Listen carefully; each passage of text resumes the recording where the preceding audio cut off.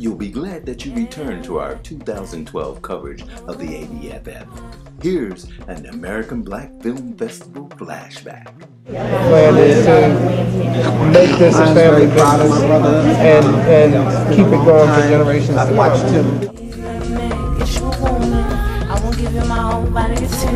Welcome back here at ABFF. This is Marcellious Martin right here enjoying all the spoils of Miami Beach. We're having a great time down here at the Ritz-Carlton Hotel. And here I am with the man, the funny man, the man that created, the man that put Def Comedy Jam on the map and is doing much, much more. As we know, we got Laugh Mob out there now, and we talked to Bob last year. So now we're going to talk again to Bob and see what's been going on as that year has transpired and see what's going on. Actually going on. How you doing, Bob? I'm great, man. How you doing? It's great to see you, man. It's great to be seen. You know, cool. Man?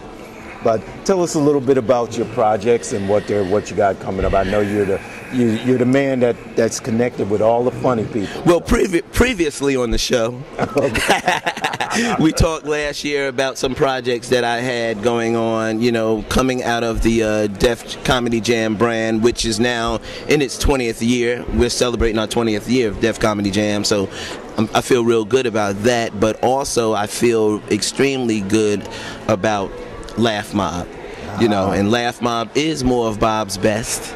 And I know that last time we spoke, I had just recently shot some DVDs, so to speak, out in Philadelphia, and since then the DVDs have become a television show. And we have Laugh Mob Presents on Showtime currently running, and it's on demand also, and I was able to spotlight 4 of my Laugh Mob artists, and we have some more coming up the pike in the new season that Showtime's bringing on. But I have Red Grant. Red had a special called Caught Red-Handed. Roz G had a special called Ain't Got Jokes, Got Problems. And then there was Rudy Rush, who was a former host of Showtime at the Apollo. His special was called From Harlem to Hollywood. And then we just finished up with a young comedian out of the Bronx by the name of Mark Vieira. His show just tested out of the roof. It's called Tales of a Nuyorican. So I have him now on tour. We just closed up the spring season. We were at the Carolina Theater down in Durham, and now we're preparing for the kick it back up in the fall.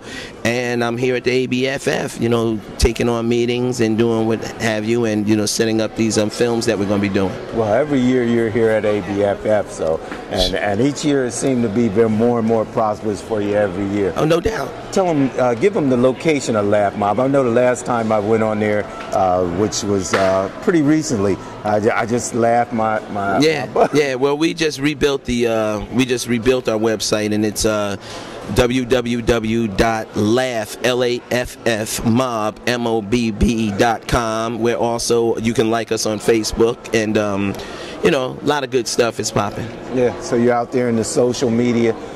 You're coming across, you have some new comics that you've been working on here lately. Let me tell you, I've been, you know, everybody knows that I go to you don't have to go to Hollywood. Half, or I should say probably 85 to 90% of the comedians who have turned actors and what have you in Hollywood, basically I gave them their first, you know, turn to get there.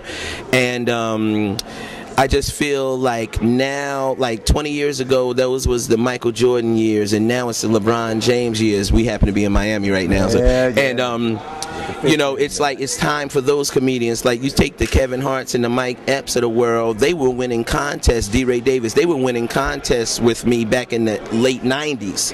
So they're not new to me. What's new to me is this young comedian that I just found up in Oakland, California.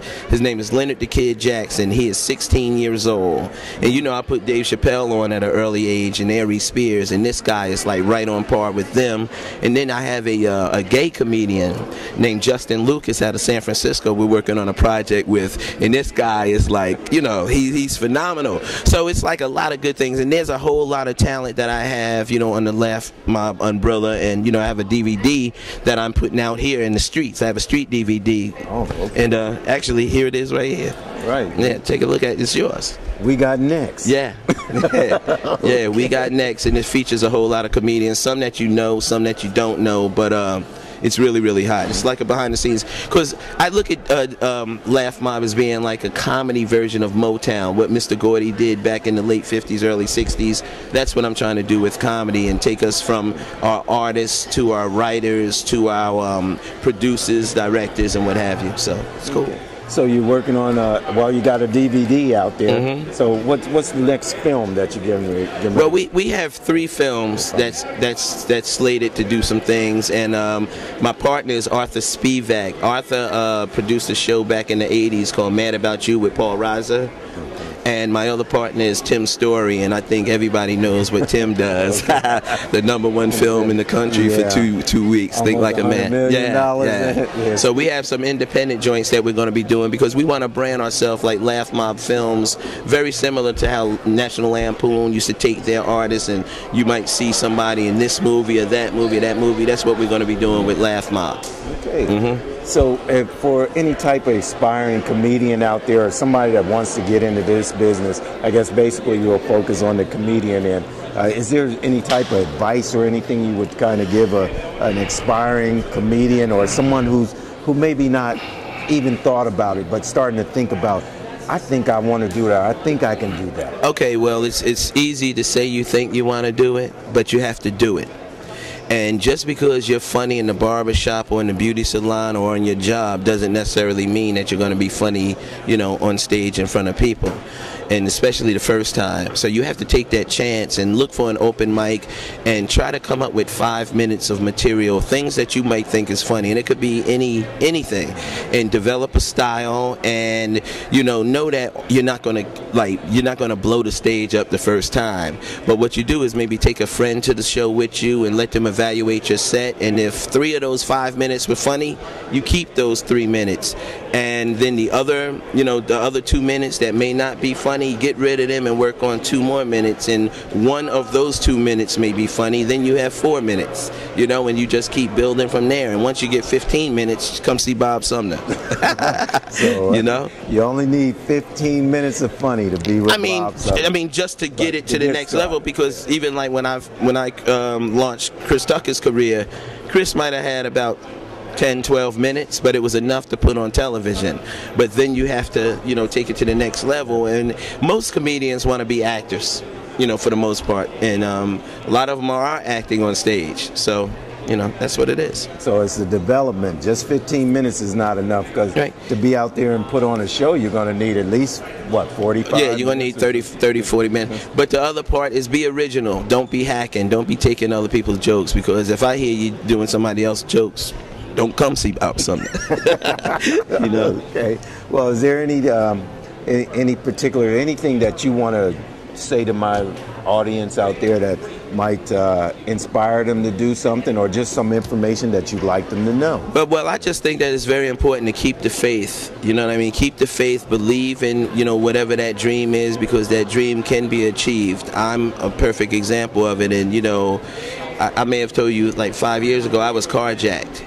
And I didn't even know if I was going to be here and make it to be able to sit here and talk to you like this, or be able to help more aspiring comedians. So God has given me that opportunity, and I think that, everybody should know who their Lord and Savior is, really, because that's who's going to take you to that next level, because all days aren't going to be good days, but you got to know how to overcome those days and go for what's yours, and go for it the right way. You know what I mean? Don't be a hater, be a participator of love.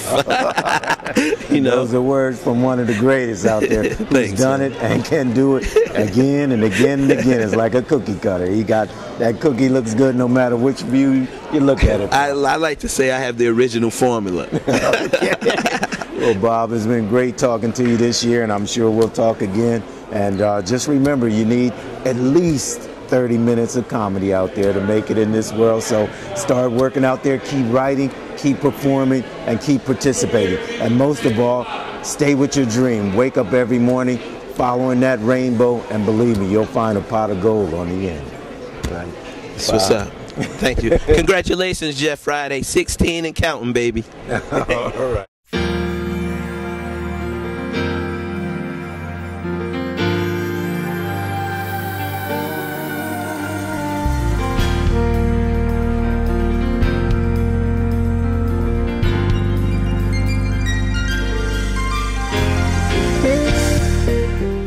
coverage of the 2012 American Black Film Festival. We'll be right back.